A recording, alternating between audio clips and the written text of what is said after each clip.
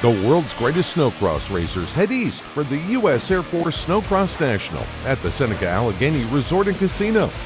A tight track greets Pro Light points leader Creighton Dillon and challenger Nick Lorenz today.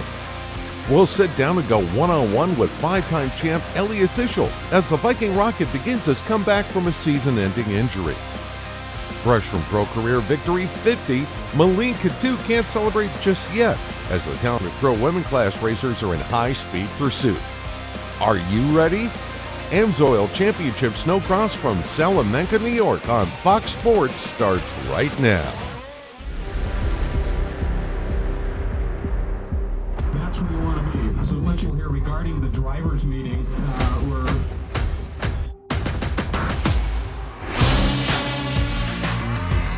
Got it!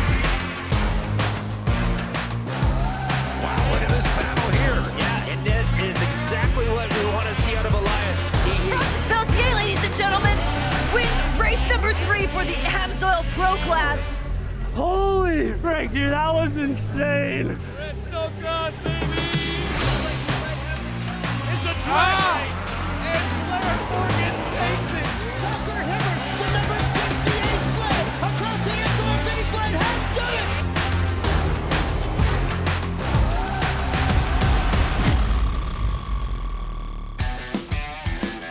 Snocross, AMSOIL Championship style, returns to the Empire State of New York at the Seneca Allegheny Resort and Casino. It's round 9 of AMSOIL Championship Snowcross, the U.S. Air Force Snocross National. And welcome to our coverage here on Fox Sports. I'm Paul Small, my tag team partner, former racer champion Robbie Malinowski. Robbie, we start the second half of the season here today. Small track, a lot of lappers, a lot of roosts.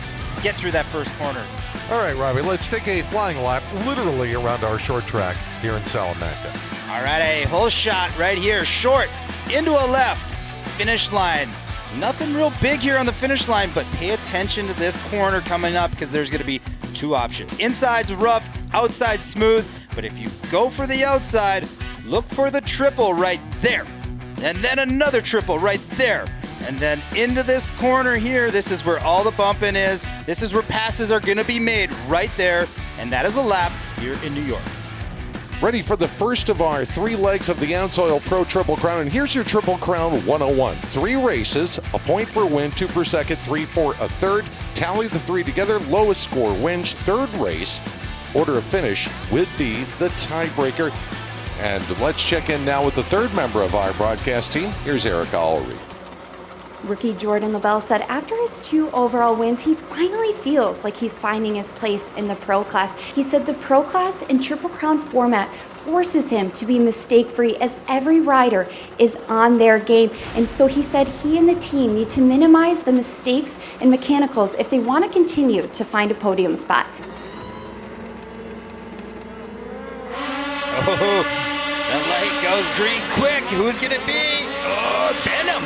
Sliding it to the inside, Benjamin Yerk and Jordan LaBelle in third. Emo Hard not quite getting the start, and it's the 2 Hard Cats that are going to try to run away here at the front of the field in the early going. And that's Cody Cam, it looks like, jumping into that third spot past LaBelle.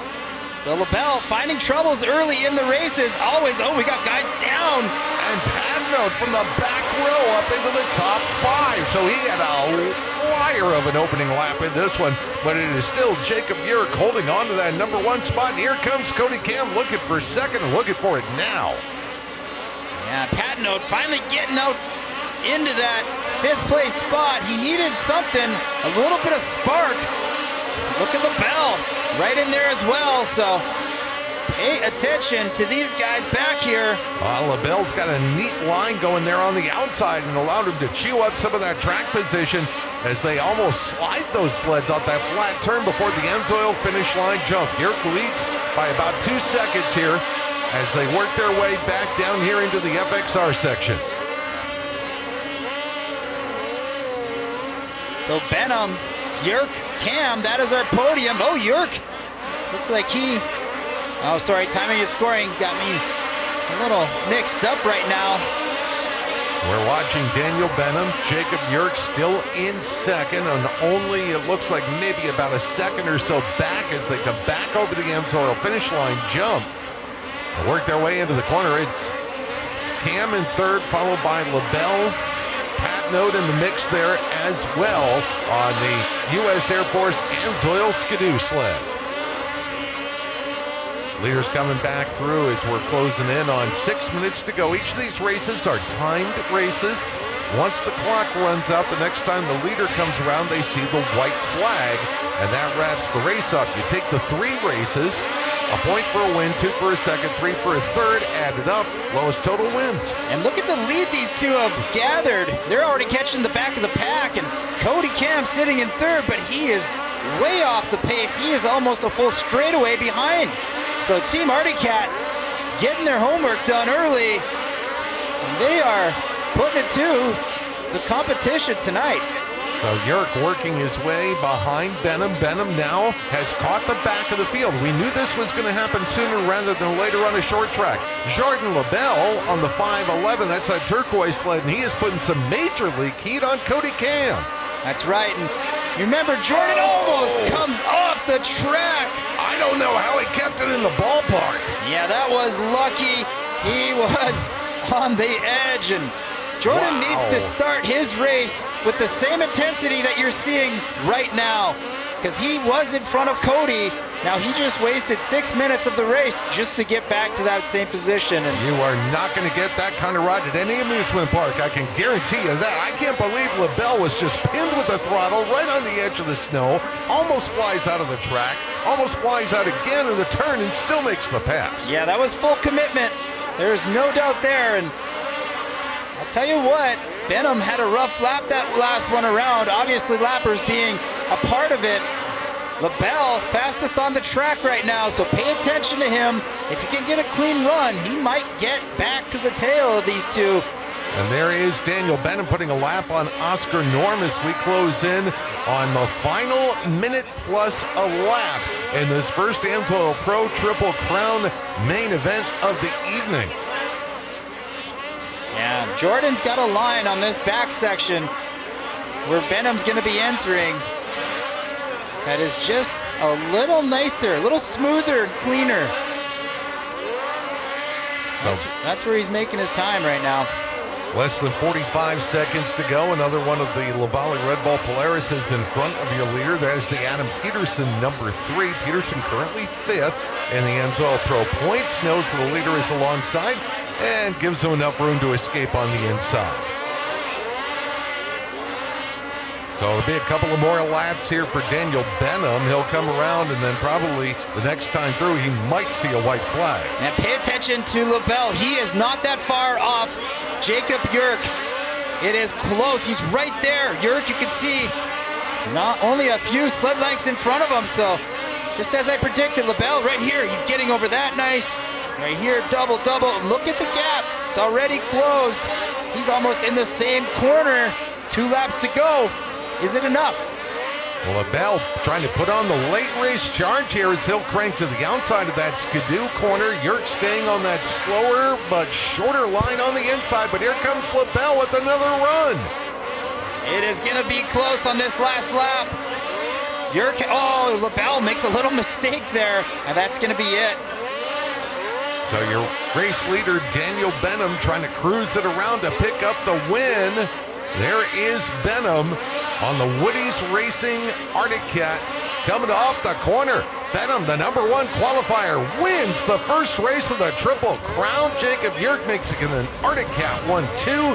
LaBelle coming across the line to finish in 3rd. Then it looks like it'll be Cody Cam and Hunter Patno from the back row to 5th. When AMSOIL Championship Snocross returns, the Pro Light Final is ready to go green. Can Creighton Dillon deal another winning hand in New York? And the podium for the Pro Women class is getting crowded. Check out the points battle between Tasha Lang and Anana Halgert. AMSOIL Championship Snocross is presented by the U.S. Air Force. Serve your way. Can you make the team? By AMSOIL, runs on freedom. By Skidoo, that Skidoo feeling. By FXR, gear up for your outdoor adventures with FXR. And by Arctic Cat.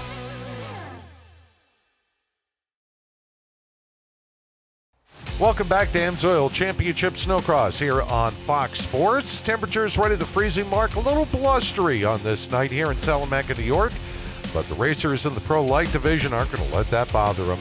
Well, Creighton Dillon, he had a little spot of bother, shall we say, earlier today. Yeah, and you can't blame him. He's going for the win. He's trying to put himself in position to go 1-1 in his heats. He just got a little too excited. It cost him big. Put him in the LCQ, now having to start in that back row. For this pre-race update, here's Eric Allreed trackside. West Coast Customs' Nick Lorenz said he finally feels like he's at a place where he's comfortable and confident on his Skidoo. After switching manufacturers, he said there was a big adjustment period for him, but now he said he finally feels like he can ride the sled like it needs to be ridden, and he doesn't need to think about all of those little nuances of sled setup and all of the variables that go into that, and he no longer hesitates and second guesses himself out on track. I'm just happy to continue and just see where the rest of the year goes. I feel really good on my Skidoo finally, and like I said, it's just super comfortable now. So I don't even like hesitate when I get on the sled. I just feel like I'm one with the sled now. So I'm super happy with that, and just to see where the rest of the year is going to keep going and just show my speed. We are close. Oh, it looks like Anson got a good jump. Nick Lorenz got a good start as well. He flares out wide. That opens the inside lane up for Anson Shield. Evan Christian in third. Creighton Dillon followed him from the back row, already up in the number 4 spot. And we were almost 3 wide for the lead. So Creighton did exactly what I thought he could do. Tuck into that inside. Let that open up a little bit. And this is great shape for Creighton Dillon. And He's right in Lorenz this.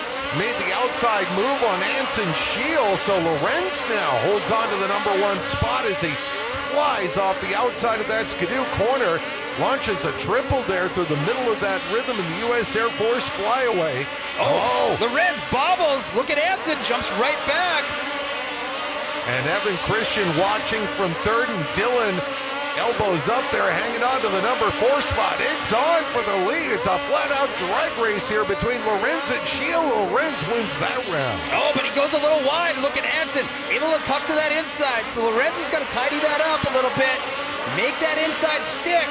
Yeah, that's 2 laps in a row. Lorenz overcooked it on the outside of that flat corner, and then he's had to try to make all the ground back up here in this section of the track this time.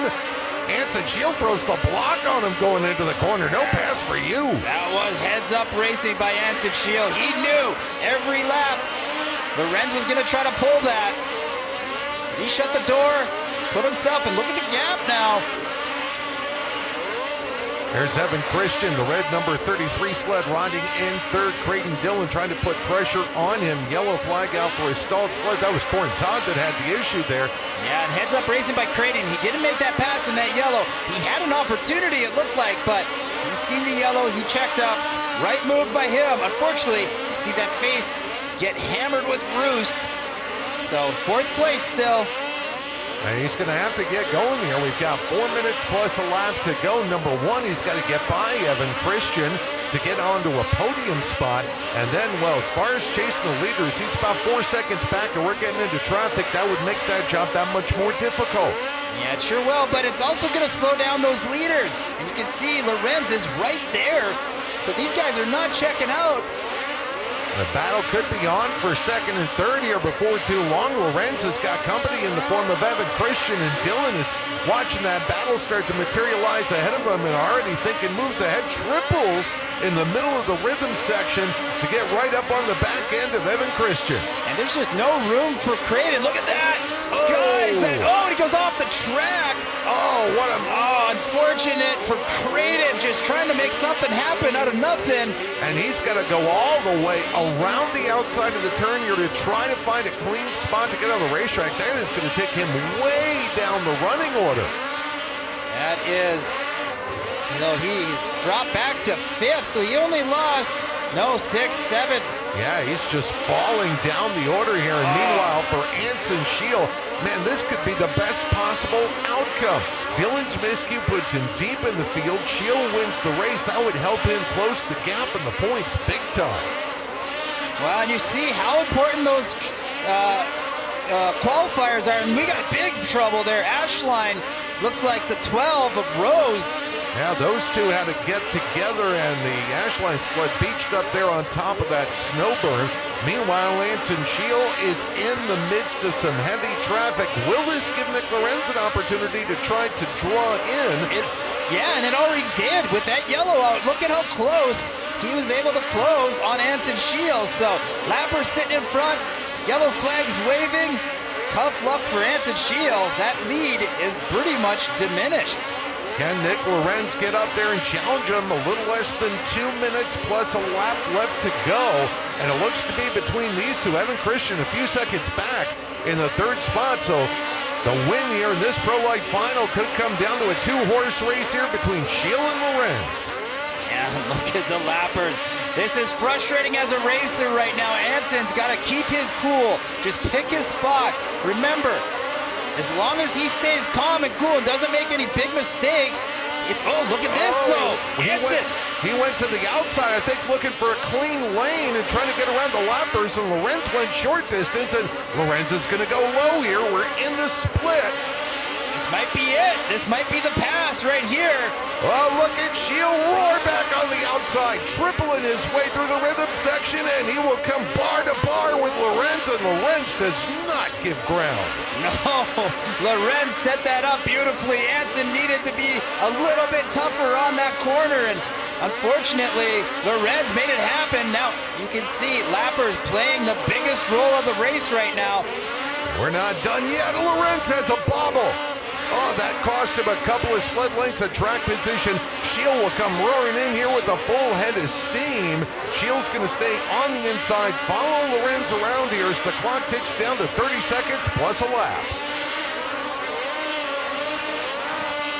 Yeah, we have some race action. No doubt, obviously it's frustrating with lappers, but it does add an element.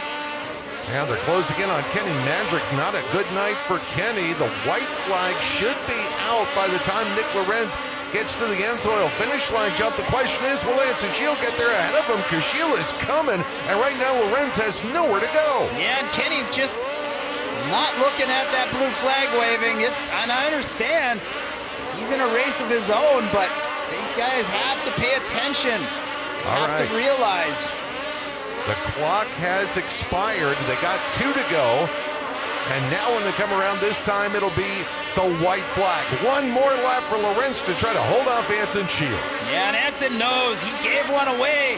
Can he get it back? That's the biggest question. And he's only got one straightaway and a turn to make it happen. It looks like Lorenz is going to put the topping on this thing. And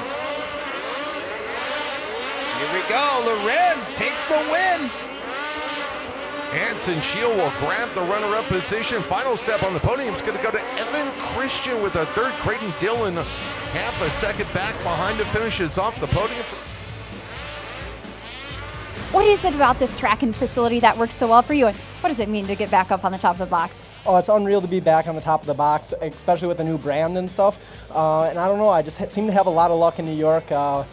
Got my first win here, and I had my last win with Hemmers here, and it just feels amazing to be up here, and it's just kind of unreal. I have to ask. When AMSOIL Championship Snocross roars back, we'll go one-on-one with 5-time champ Elias Ischel as the Viking Rocket starts down the comeback trail. Elias, a lot of applause.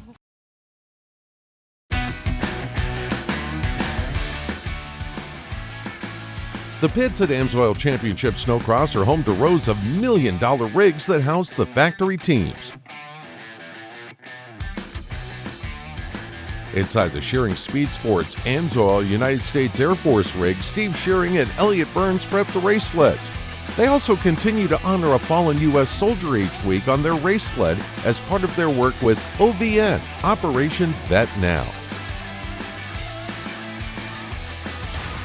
Back with more AMSOIL Championship Snocross. Robbie, we get a look here at some of the youngsters, the youngest racers on AMSOIL Championship Snocross in this Stock 200 category. Yeah, and these sleds are so sweet. I wish I had a chance to ride these when I was younger. They look so much fun, and you could just see the smiles on these kids' faces when they're out there racing. As they come to the checkers of the AMSOIL finish line.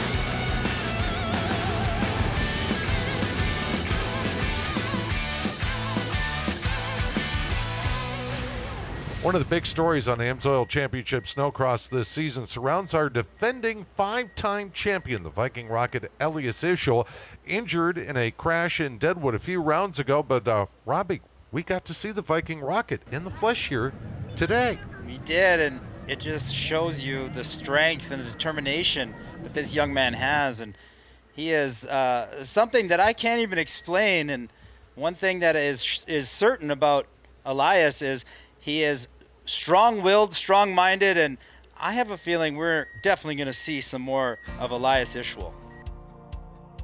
The 5-time champ from Norway has earned unanimous praise from fans, racers, and the sports media for his skills and style. Snocross fans watched the Norwegian teen age as he grew up on the Snocross hills of North America. Welcome back, man. Good to see you. Thank you so much, and yeah, I'm happy I can be out there, and I feel way better than I think a lot of people expect, and I expect by myself too. So yeah, just positive mindset, and I'm still here. I have to ask because somebody told me this story that one of your mechanics or crew members came to visit you at the hospital, and your first statement was, "It's 13 days to Valcourt. Get the sled ready." Yeah, yeah. Of course, I want to be back, but I need to be smart too. And getting older, and I know what it takes. And I had a lot of injuries before too, so I know what it's gonna take a while. But take the time to good use. Now we're getting ready to start the pro practice / qualifying session here for the AMSOIL Pro Triple Crown.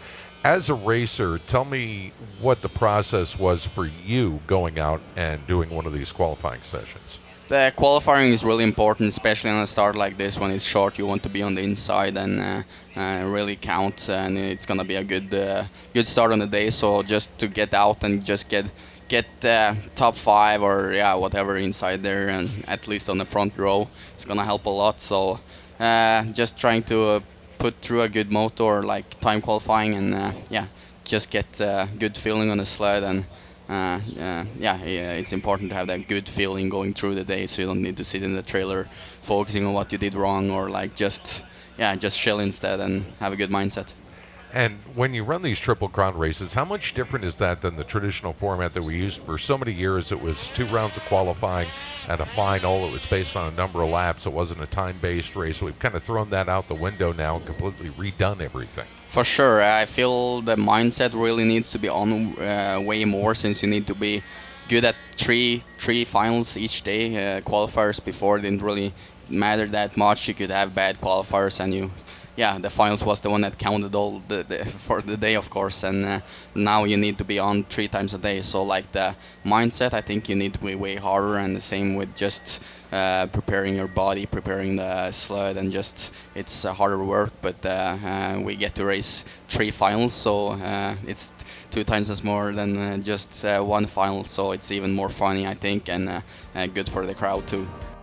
All the support from all the fans and all the supporters and all the other teams too, and the racers, everyone that have just been showing the love and from the sport. And I think when stuff like that happen, everyone loves each other and supports each other. And I can't thank all the support from all the Snocross community and the whole fans enough. And I really appreciate it, and thank you guys so much. And it is great to see you, man. Continued speedy recovery. Hope to see you back throwing a leg over here pretty soon. Just a few weeks after his season-ending crash, Elias Ischel returned and rode in opening ceremonies in New York this weekend. And it's clear the Viking Rocket will soar again soon. AMSOIL Championship Snocross is presented by Polaris, Think Outside, by AMSOIL, Runs on Freedom, and by Pertec, your industrial hose specialist.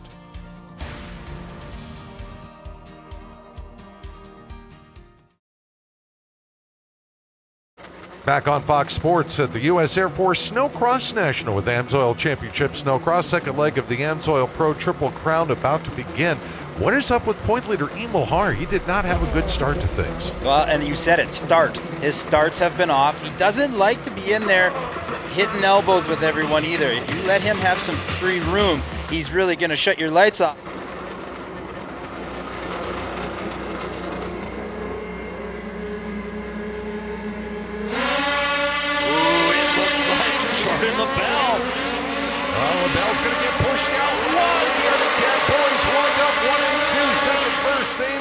the first as they work down into the skidoo corner. And look at Kern. Travis Kern puts himself into the 4th spot.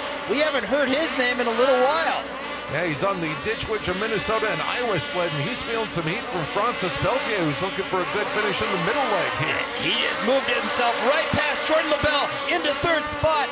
Travis Kern from K2 Motorsports looking good early on.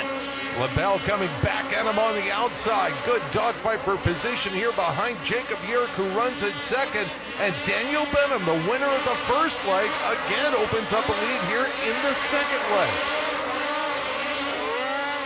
Dan Benham, what can I say? The consistency, the smooth style, excellent riding. We all know it's all there.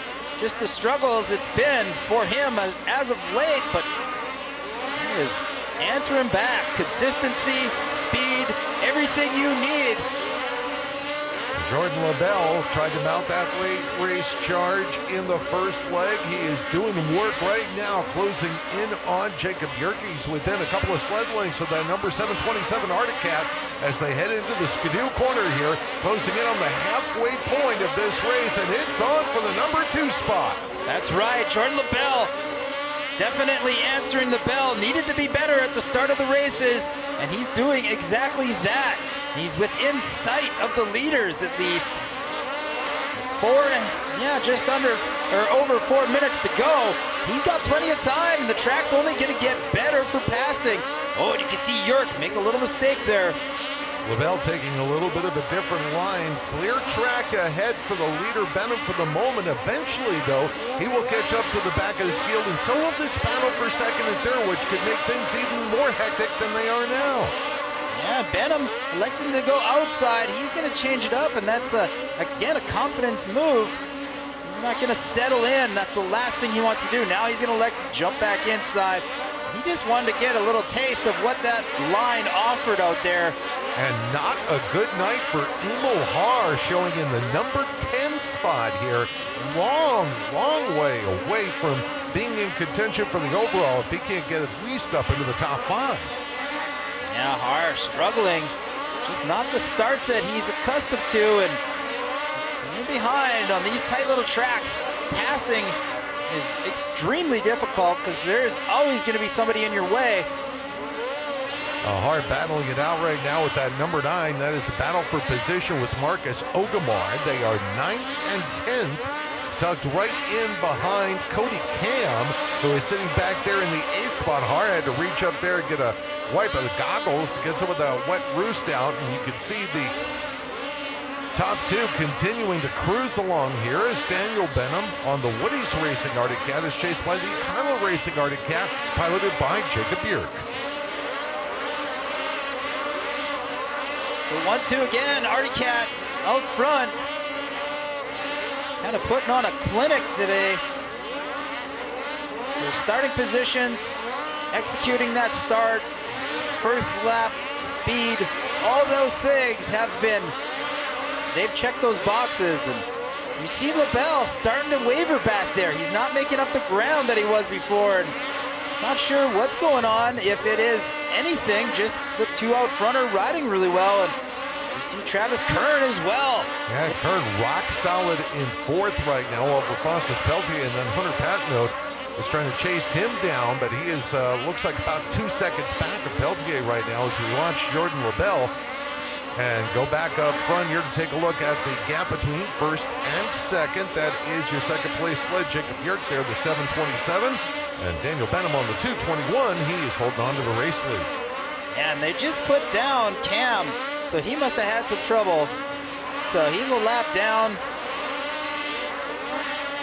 Fortunately for Cody.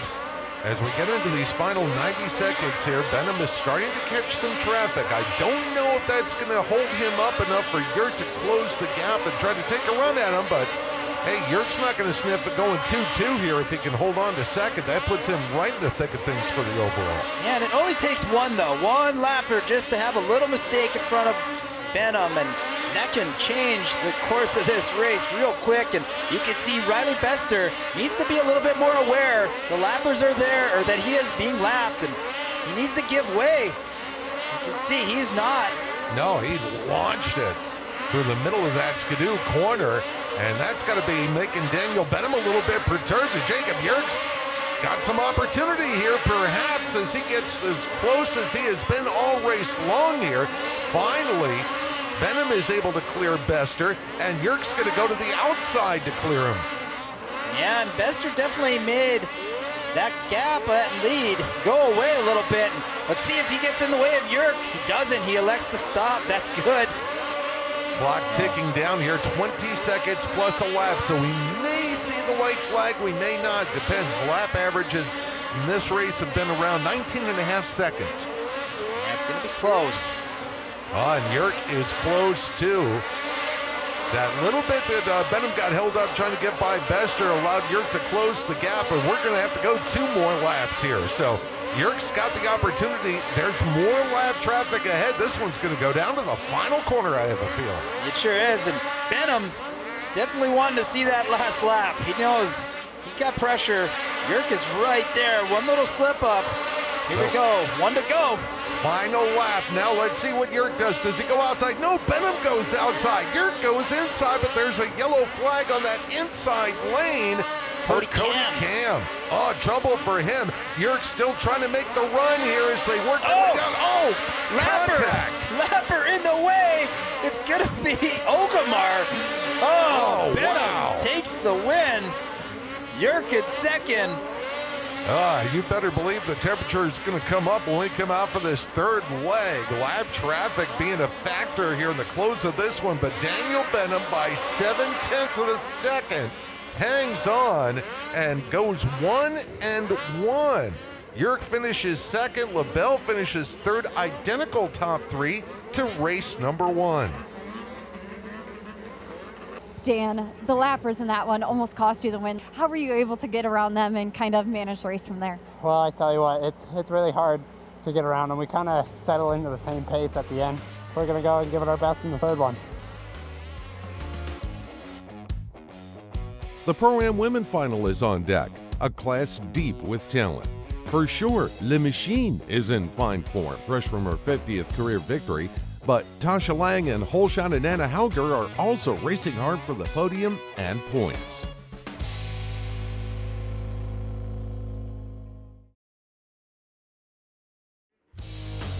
Time for our Pro-Am Women Final. Malene the Machine Coutu doing machine things like she always does as the #1 qualifier, but only a couple of points separate Tasha Lang and Anna Hauger. You're right, and every final matters right now because points are paying, and that is so close. The battle is there, so you can't mess around. You need, if you have an opportunity to grab some points, you take it. Get out on the sled. You're on the sled. You know how it goes. You don't really think about it when you're out there. It's just the aftermath that is not too fun, but. And look at Hauger. Oh, she ripped the whole shot big time. Slides over, Malene slides to the inside, and now she'll fight her way up alongside Hauger for the race lead, and it's Malene getting the corner first, but she left the inside lane open. Tasha Lang fills it, and now Tasha Lang takes the lead.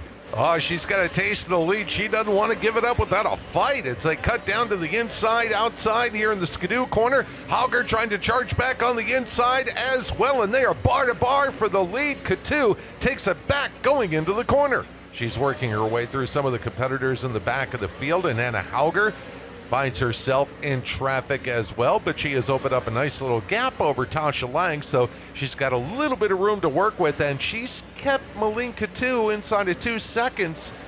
That's pretty good so far for an Anna Hauger here. So for Malene, she's only lost 1 round of racing this season, the first one. Since then, she has been dominant, and she does it again. Malene, the Machine, cranks out another win here at the U.S. Air Force Snocross National. And Anna Hauger grabs second. Tasha Lang finishes in third. Put my helmet down, ride my own race, try to have fun out there. That's the last thing Jake always tells me, to just enjoy it, and that's what I'm doing right now. It's so fun being out there, so many fans, and I'm happy that we're back here in New York. Round 3 of the AMSOIL Triple Crown is next. Will Jacob Yerk and Daniel Benham continue their Arctic Cat and Mouse game? AMSOIL Championship Snocross is presented by the U.S. Air Force. Serve your way. Can you make the team? By AMSOIL, runs on freedom. By Skidoo, that Skidoo feeling. By FXR, gear up for your outdoor adventures with FXR. And by Arctic Cat.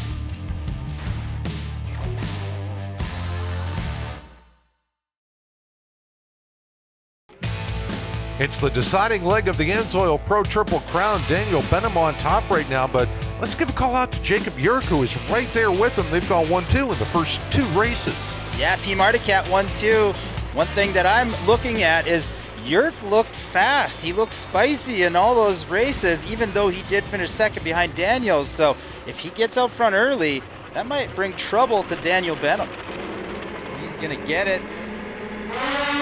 He nails the start. Look at that. Oh, and had his foot off the running board for a second in the process, and on the outside, squeaking by into the lead for the moment will be Francis Peltier. He'll go to the outside. The Arctic Cat racers go to the inside and come away with the lead for the moment. So Yerk puts himself into first. We got riders down off that start, and oh no! That is Har, our points leader. Yeah, I'm not sure what happened to Emil Har. Everybody will escape through to the inside, and looks like Emil will try to get going, but this has been a disaster of a night for the points leader. For Jacob Yerk, well, this is what he needs right now. Oh, and that was a key pass back there as Benham lost third to LaBelle. That means if Yerk wins this and Benham finishes fourth, Yerk gets the overall. That's right, so points are jostled up right now, and look at LaBelle sitting, as I say that, almost comes off, has a moment. Wow. So Benham gets it back. That sled was super twisted. It landed in an angle, and he just powered his way out of it, and he is not the largest person physically, but definitely showing some serious core strength there holding on to that one. Yeah, he sure is, and he hung on to it. That's what you have to do in those scenarios. You just have to hang on, regroup, refocus, get back after it, and watch for LaBelle to make that pass again. He looked like he had a little bit more speed. Trying to close his way back in. Yerk leads, Peltier in second. Then Benham, winner of the first 2 races, sitting in third right now. I believe that would tie him with Jacob Yerk, but Yerk would get the overall on the tiebreaker, and another sled in trouble here on the inside of the corner. 2 sleds actually in trouble. No. Cody Cam is one of them. Oh, and that looks like Hunter Patnode, and he does not look like he is very happy. So hopefully he's okay, and they can get that cleaned up. So yellow flags will force everybody around the outside there in that Skidoo corner. That does take away a passing opportunity there for a moment, but it also bunches the field up once a lap. It sure does, but passing opportunities are at a premium right now. It's hard to find, and you take that one corner away, that's only going to be good for Dan Benham, because he's the one that can't afford to lose a spot right now. Clock ticking down to 3:25 plus a lap to go. There is an LED timer at the AMSOIL finish line the racers can see, so they know how much time is left in the race as well. So it looks like Har is just rolling. Cam is out of there. Hunter is still on track, so hopefully they can get him moved. Jacob Yerk moving along nicely here at the front of the field. He has opened up a little bit of a gap over Francis Peltier, about 3.2 seconds now, and then Benham a little further back. And LaBelle looks like he's lost contact with Benham here as he's fallen back almost 2 full seconds. Man, look at this ride. Jacob Yerk putting it to these boys. He is on fire right now, and he's got a big lead.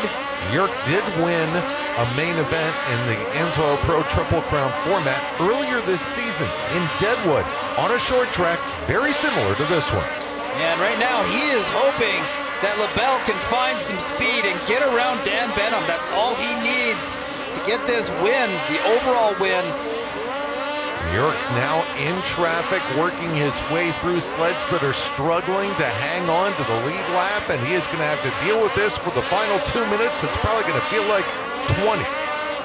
Yeah, that's right. And anytime you have the lead, especially with this much chaos between lappers and short laps, It is chaotic, and just stay focused. Don't worry about anything but what you have to do to execute to win this race. The rest will be taken care of. And as I say that, Benham has found an extra gear. Oh yeah, and Benham is catching up to Francis Peltier. This could be a key pass, because if he gets by Francis, that would swing the pendulum back over to him. Well, actually, he has it right now with the points, because, well, maybe not. Let me think about that. You're right.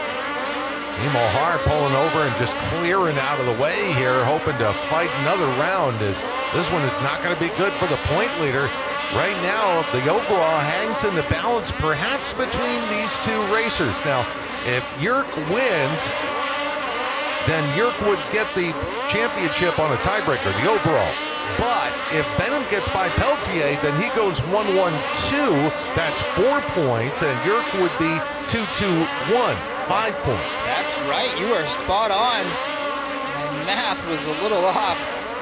But Benham obviously has to know that. He needs to know that. And if they haven't told him or somehow messaged to him on the side of the track, which is going to be tough to do with all this roost. Yeah, I don't know how you would see any signals from anybody. Super busy in the office at this track, whether it's traffic, whether it's roost, whether it's trying to stay out of the holes and the bumps here as best as he can. Jacob Yerk has done all of that extremely well here in this third and final AMSOIL Pro Triple Crown main. The clock is ticking down to 10 seconds. He'll make this lap and then come around for the white flag. Yeah, Benham just needs to get a little bit more aggressive. He is all over Francis, but he needs to make it stick. And that's where this is possibly going to happen, is at the end of this straightaway. He needs to be close enough to where he can put an inside ski on Francis, and we're coming down to our last lap, so. Yeah, we're going to watch two different things here on this final lap. We're going to watch race leader Jacob Yerk.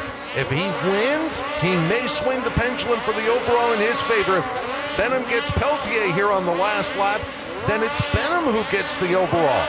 So for Yerk, his side of the bargain fulfilled. And look at the move on the inside. Not enough for Benham. He finishes third behind Peltier. And he went for it, and that's exactly what he had to do.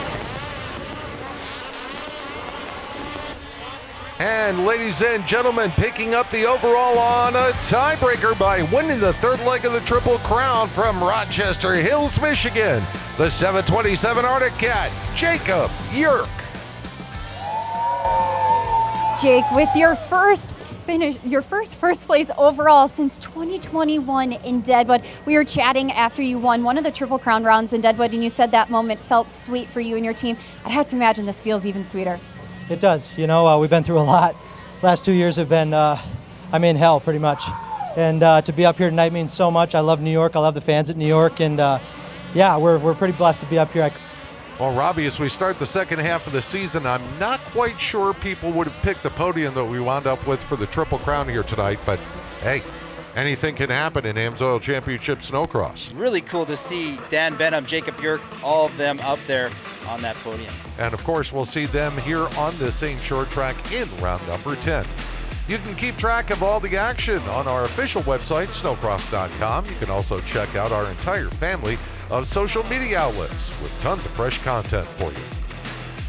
For Taven Woody, Erica Allreed, and Robbie Malinowski, I'm Paul Small. Thanks for watching this AMSOIL Championship Snocross presentation on Fox Sports.